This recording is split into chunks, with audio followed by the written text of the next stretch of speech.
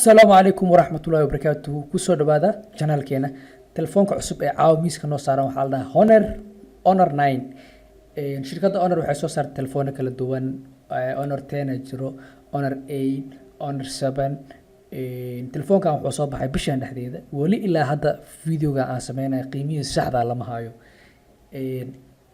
haddii channelka aad ku cusub tahay subscribe soo saar haddii aad tahay dadkii hore channelka subscribe oo soo saaray asxaabtaada la sheegay si ay ugu faa'iideystaan mobilada cusub ee adduunka soo kordhay teleefoonadeedana sida ku ogtiin waxay ku imaadaan hal color package-ka colorkiisa waa blue colorkaas ay ku imaadaan sida caadiga package-ka marka furtid waxa ku jiro kaliya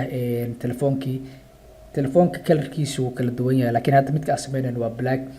sidoo kale baakada oo qolofka waxaa ku jiro maxaa la dhahaa buuggii informationka oo warbixinta uu ku qornay Honor waxyaabaha kale ay soo kordhiyeen ee zaidka waxaa kamid ah inay cover ku siinayaan mobilka yani waxay package soo geliyaan cover wide oo coverkaas oo mobilka oo la siman waxyaabaha kale muhiimka waxay tahay waxay wataa jaajarada hadda socdo kulli waa isku wada mid shirkadaha waxay ku wada jiraan tartan maxaa la USB-ga iyo jaajarka waa type C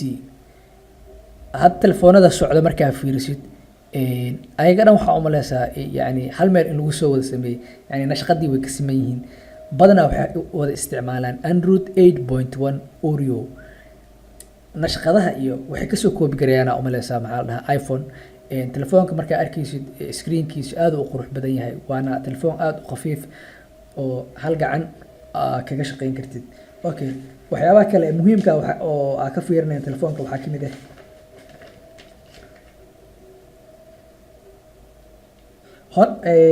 Honor 9N wuxuu ku imaadaa design aad u qurux badan oo ka samaysan glass iyo metal marka nashqadiisa aad fiirsid ama marka ay qoraxda qabato aad u dhalaalaa telefoonkan wuxuu ka samaysan yahay glass iyo metal okay display Honor displaygiisa waxa waa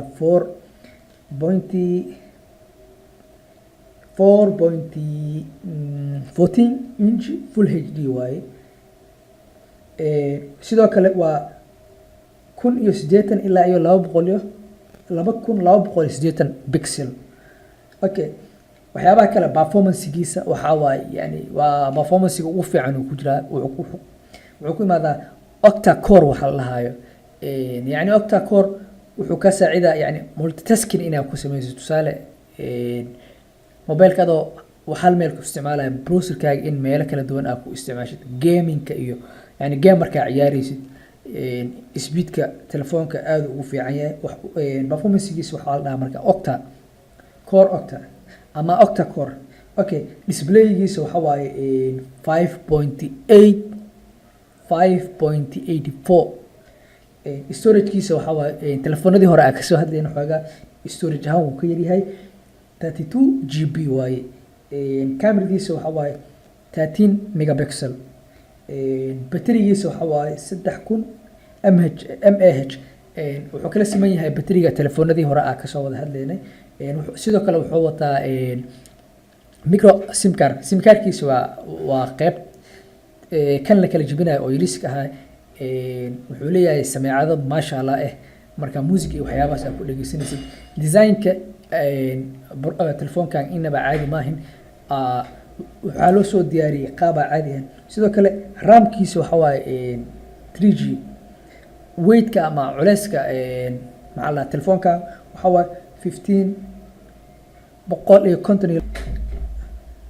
152 gram operating system uu ku imaado telefoonkan waa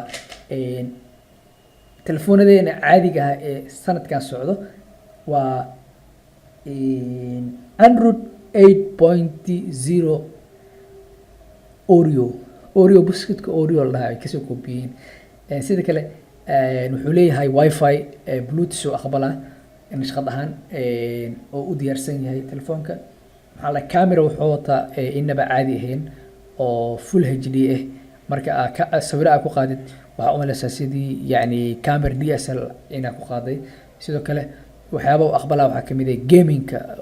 telefoonka waxaa loo soo nashqaday gaming iyo selfie shirkadda waxyaabaha ay aad ugu soo fikirto waxaa kamid ah selfie-giisa okay asalaamu calaykum waraxmatullahi wabarakaatu